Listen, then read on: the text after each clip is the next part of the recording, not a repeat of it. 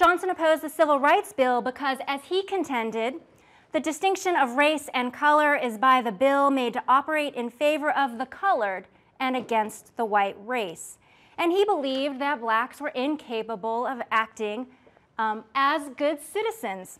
Can it be reasonably supposed, he asked, that former slaves possess the requisite qualifications to entitle them to all the privileges and immunities of citizens of the United States?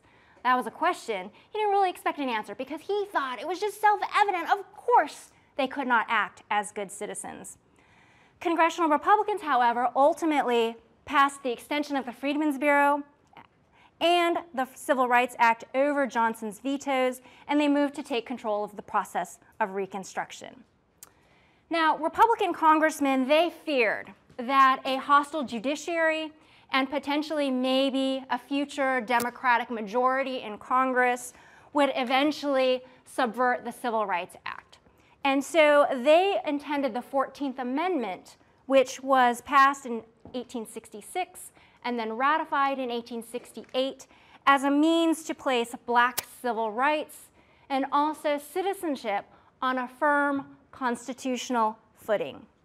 So as you see from this next slide, the 14th Amendment granted both state and national citizenship to all black people who had been born in the United States. This is the concept of birthright citizenship. It had been in the news recently in the discussion of anchor babies, right? We've talked about this briefly before.